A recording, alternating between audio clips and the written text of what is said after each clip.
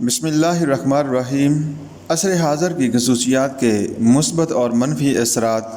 عصر حاضر کی نت نئی سائنسی اور صنعتی ترقیاں اور روز افزوں مشینی سہولتیں تاریخ کے اس دور کے انسان کے لیے جہاں کئی منافع اور برکات کا باعث بنی، وہاں وہ اپنے ساتھ کئی برائیاں اور نقصانات بھی لائی۔ مثبت اثرات: مواصلاتی انقلاب، مشینی ذرائع، آمد و رفت اور تیز رفتاری بری، بحری اور فضائی مواصلاتی وسائل نے اس دور میں پوری دنیا کو ایک گھر بنا دیا ہے۔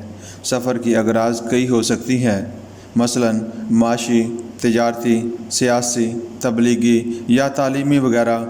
کوئی بھی ایسی غرض یا مقصد جس کا حصول یا تکمیل ایک جگہ سے دوسری جگہ سفر پر منحصر ہے یا سفر اس میں مد معاون ثابت ہو سکتا ہے، اس کے لیے تیزی اور حفاظت کے ساتھ سفر کرنے کی جو سہولتیں آج کے انسان کو میسر ہیں، زمانہ قدیم تو درکنار آج سے 2 صدی پہلے کے انسان کے لیے ان کا تصور بھی ممکن نہ تھا۔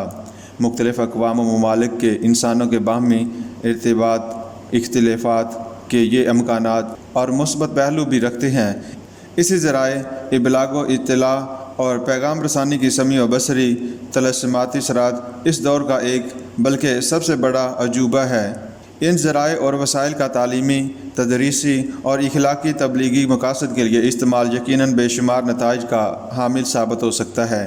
تعلیمی انقلاب: طباعت کی ایجاد اگرچہ عصر حاضر گزشتہ 2 صدی سے پہلے ہو چکی تھی، تاہم اس فن سے متعلق عجیب و غریب ایجادات اور ان کے انقلاب انگیز ممکنات عصر حاضر میں ہی ظاہر ہوئے، اور لطافت کے تقاضے بذریعہ احسن پورے کرنے والی ایجادات نے کتاب سازی اور مطالعاتی مواد کی تیاری کو ایک صنعتی، سائنسی اور فن جمیل بنا دیا ہے۔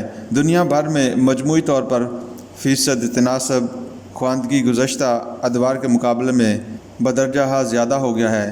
امن کی تلاش: 2 عالمی جنگوں کی خوفناک تباہی کے تجربے اور تیسری مہلک ترین جنگ کے خوف نے آج کے انسان کے اندر امن و سلامتی کی طلب اور سکون تلاش کی ایک تڑپ پیدا کر دی۔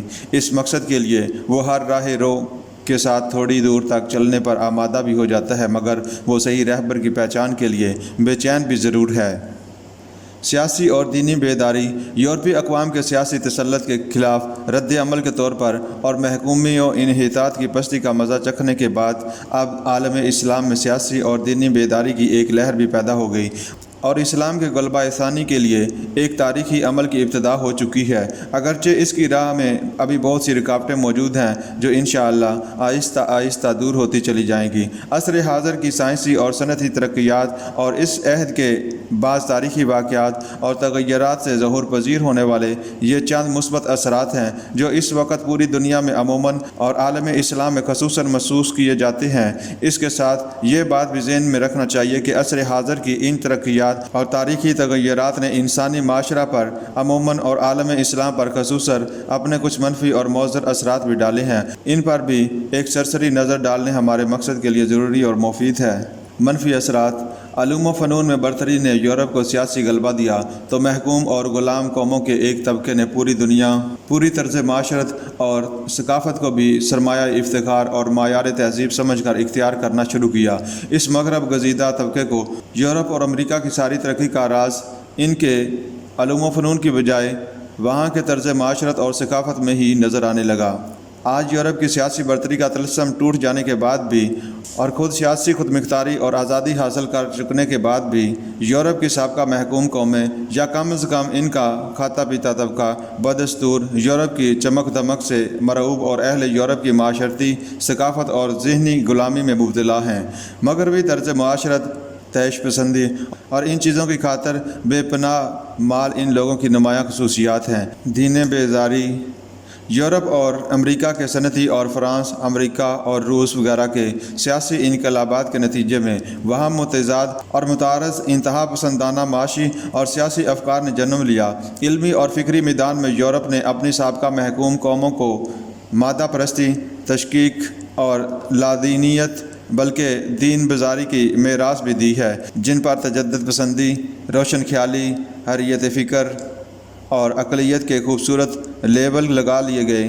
ان افکار و خیالات سے متاثر اور اپنے دین کی صحیح تعلیمات سے بے خبر مسلمان عموماً ایک ذہنی کشمکش میں مبتلا ہے۔ اسے اس نفسیاتی دلدل سے نکلنے کی طلب بھی ہے اور اس سے نکلنے کی ضرورت بھی ہے۔